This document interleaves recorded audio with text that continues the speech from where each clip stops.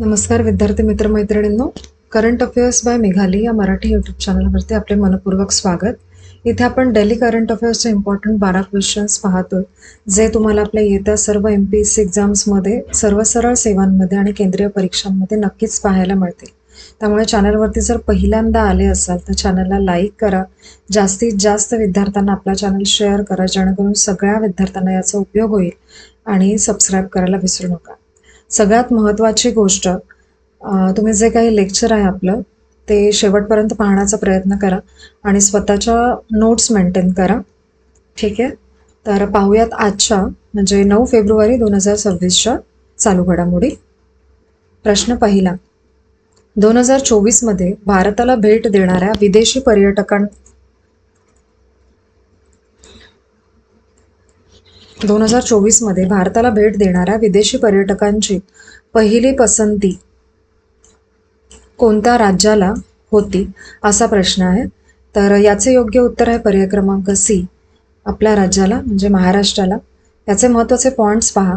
2022 ते 24 या 3 वर्षात महाराष्ट्राला भेट देणाऱ्या विदेशी पर्यटकांची संख्या दुपटीने वाढलेली आहे आणि 2024 महाराष्ट्राचा भारतीय विदेशी पर्यटकांमधील वाटा जवळजवळ 17.69% असून तो देशातील सर्वाधिक आहे. आणि स्वदेश दर्शन, प्रसाद SASCI या योजनांद्वारे पर्यटन पायाभूत सुविधा विकसित करण्यात आल्या. आणि ही माहिती केंद्रीय पर्यटन व संस्कृती मंत्रालय गजेंद्र सिंह शेखावत यांनी 5 फेब्रुवारी 2026 रोजी राज्यसभेमध्ये दिली. ठीक आहे, त्यामुळे ही न्यूज प्रकाशात आहे. पुढील प्रश्न, मेघना सजनार हिने आशियाई शूटिंग अजिंक्यपद स्पर्धेमध्ये कोणत्या प्रकारात कांस्य पदक जिंकले? तर याचे योग्य उत्तर आहे पर्याय क्रमांक सी, 10 मीटर एअर रायफलमध्ये. ठीक आहे, याचे महत्त्वाचे पॉईंट्स पहा. 8 महिन्यांची गर्भवती असतानाही मेघना सजनार हिने उत्कृष्ट संयम व तंत्र दाखवत पदक पटकावले आहे, कांस्य पदक मिळाले त्यांना. आणि पात्रता फेरीमध्ये मेघनाने 628.6 गुण व अंतिम फेरीमध्ये 229.5 गुण मिळविले. 10 मीटर एअर रायफल हा ऑलिम्पिक प्रकार असून तो ISSF नियमानुसार खेळला जातो. आणि मेघना सजनार बेंगळूर येथे माजी आंतरराष्ट्रीय नेमबाज व प्रशिक्षक राकेश मानपत यांच्या मार्गदर्शनाखाली सराव करते. पुढील प्रश्न, महाराष्ट्रात सुरू होणारे छावा राईड ॲप कोणत्या संस्थेद्वारे विकसित करण्यात आले? तर याचे योग्य उत्तर आहे पर्याय क्रमांक बी, MSRTC म्हणजे महाराष्ट्र राज्य मार्ग परिवहन महामंडळ. महत्त्वाचे पॉईंट्स पहा. छावा राईड हे महाराष्ट्रातील सरकार समर्थित एकसंघ आणि नियंत्रित राईड हेल्पिंग ॲप आहे. या ॲपमधून बस, ऑटो रिक्षा, टॅक्सी, ई-बाईक बुकिंगची सुविधा मिळणार आहे. आणि या ॲपची घोषणा महाराष्ट्राचे परिवहन मंत्री प्रताप सरनाईक यांनी केली. आणि छावा राईड ॲपमध्ये 0 किंवा कमी कमिशन रचना ठेवण्याचा प्रस्ताव आहे. पुढील प्रश्न चौथा,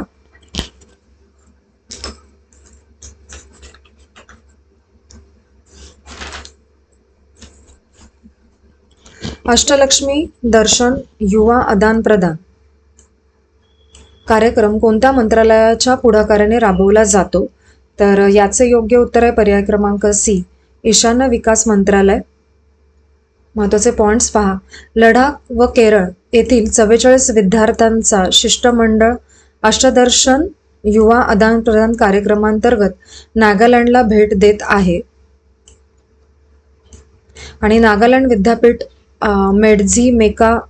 मेड्झी फेमा कॅम्पस येथे 14 फेब्रुवारीपर्यंत या शिष्टमंडळाचे यजमानपद आहे. याचा मुख्य उद्देश काय आहे? तर एक भारत श्रेष्ठ भारत या भावनेला बळकटी देणे आणि पद्मभूषण डॉक्टर S.C. जमीर यांनी विद्यार्थ्यांना या सीमा ओलांडून जागतिक दृष्टिकोन ठेवण्याचा सल्ला दिलेला आहे. पुढील प्रश्न 5वा, महाराष्ट्रातील छत्रपती संभाजीनगर येथे आयुष आणि CGHS वेलनेस सेंटर चे उद्घाटन कोणी केले? तर याचे योग्य उत्तर आहे पर्याय क्रमांक सी, प्रतापराव जाधव यांनी. महत्त्वाचे पॉइंट्स पहा. केंद्रीय आयुष राज्यमंत्री प्रतापराव जाधव यांनी छत्रपती संभाजीनगर येथे आयुष आणि CGHS वेलनेस सेंटर्सचे उद्घाटन केले आणि या केंद्रांमध्ये आयुर्वेद व इतर पारंपरिक उपचार पद्धती CGHS अंतर्गत उपलब्ध करून दिल्या जाणार आहेत. केंद्र सरकार प्रतिबंधात्मक आणि सर्वांगीण आरोग्य सेवांवरती विशेष लक्ष केंद्रित करते आहे आणि आयुष सेवा मधुमेह, उच्च रक्तदाब व तणाव यांसारख्या जीवनशैलीजन्य आजारांवरती प्रतिबंधासाठी उपयुक्त आहे. पुढील प्रश्न 6वा. 2026 मधील आंतरराष्ट्रीय वर्षांच्या अंमलबजावणीसाठी संयुक्त राष्ट्रांची कोणती संस्था मुख्य भूमिका बजावत आहे? ठीक आहे, तर याचे योग्य उत्तर आहे पर्याय क्रमांक सी, FAO म्हणजे food and agriculture organization of the United Nations. त्याचे महत्त्वाचे पॉइंट्स पहा. संयुक्त राष्ट्र संघाने 2026 हे वर्ष आंतरराष्ट्रीय चराई क्षेत्र व पशुपालन वर्ष म्हणून घोषित केलेले आहे आणि 2026 हे वर्ष आंतरराष्ट्रीय महिला शेतकरी वर्ष व शाश्वत विकासासाठी स्वयंसेवकांचे आंतरराष्ट्रीय वर्ष म्हणून साजरे केले जाणार आहे. पहिले 2 पॉइंट अत्यंत महत्त्वाचे आहेत, याच्यावरती फिरवून प्रश्न विचारले जाऊ शकतात आणि इथे 2 प्रश्न म्हणजे तयार होतात की कोणते वर्ष म्हणून घोषित केले आणि कोणते वर्ष म्हणून साजरे करणार आहे, असे 2 प्रश्न इथे तयार होऊ शकतात. आणि तिसरा पॉइंट आहे 2026 मधील आंतरराष्ट्रीय वर्षे कृषी, महिला सक्षमीकरण आणि शाश्वत विकासाशी संबंधित आहे. पुढील प्रश्न 7वा. भारतामध्ये स्वतंत्र ज्येष्ठ नागरिक बजेट जाहीर करणारे पहिलं राज्य कोणतं आहे? तर 7व्या प्रश्नाचे योग्य उत्तर आहे पर्याय क्रमांक डी, केरळ हे राज्य. महत्त्वाचे पॉइंट्स पहा. 2026-27 च्या बजेटमध्ये केरळ सरकारने ज्येष्ठ नागरिकांसाठी 46,236.52 कोटींची तरतूद केलेली आहे आणि ज्येष्ठ नागरिक बजेटपैकी सुमारे 68% रक्कम सरकारी निवृत्ती कर्मचाऱ्यांच्या पेन्शनवरती खर्च होणार आहे आणि केरळमध्ये देशातील सर्वाधिक वृद्ध लोकसंख्या आहे. पुढील प्रश्न 8वा. विंग्स इंडिया 2026 पुरस्कारांमध्ये best airport of the year हा पुरस्कार कोणत्या विमानतळाला मिळाला आहे? तर याचे योग्य उत्तर आहे पर्याय क्रमांक सी, इंदिरा गांधी आंतरराष्ट्रीय विमानतळ, दिल्ली याला. महत्त्वाचे पॉइंट्स पहा. हा पुरस्कार सोहळा हैदराबाद येथील बेगमपेट विमानतळावरती आयोजित करण्यात आला आणि 25 दशलक्षहून अधिक प्रवासी क्षमतेच्या बेंगळूरच्या केम्पेगौडा आंतरराष्ट्रीय विमानतळाला बेस्ट एअरपोर्ट पुरस्कार मिळाला. ही क्षमता आहे त्या एअरपोर्टची, म्हणजे कॅटेगराईज आपण करायचं झालं तर असं पाहू शकतो हा प्रश्न. आणि 10 ते 15 दशलक्ष प्रवासी गटात पुणे विमानतळाला बेस्ट एअरपोर्ट पुरस्कार मिळाला आणि विंग्स इंडिया 2026 हा भारतातील वाढत्या विमान वाहतूक क्षेत्रांवरती केंद्रित पुरस्कार सोहळा आहे. पुढील प्रश्न 9वा. फेब्रुवारी 2026 मध्ये भारतीय शासकीय शाळेत सुरू झालेले पहिले स्पेस सेंटर कोणत्या राज्यात उद्घाटित करण्यात झाले? तर याचे योग्य उत्तर आहे पर्याय क्रमांक बी, छत्तीसगड या राज्यामध्ये. महत्त्वाचे पॉइंट्स पहा. हे स्पेस सेंटर नवा रायपूरमधील राखी येथील शासकीय उच्च माध्यमिक शिक्षण शाळेत सुरू करण्यात आले. या स्पेस सेंटरचे उद्घाटन 3 फेब्रुवारी 2026 रोजी छत्तीसगडचे मुख्यमंत्री विष्णुदेव साय यांनी केले आणि अंतरिक्ष संगवारी कार्यक्रमांतर्गत सुरू झालेल्या स्पेस सेंटरमध्ये स्वच्छ कक्ष, विद्यार्थी उपग्रह प्रयोगशाळा व मिशन कंट्रोल सेंटरचा समावेश आहे. पुढील प्रश्न 10वा.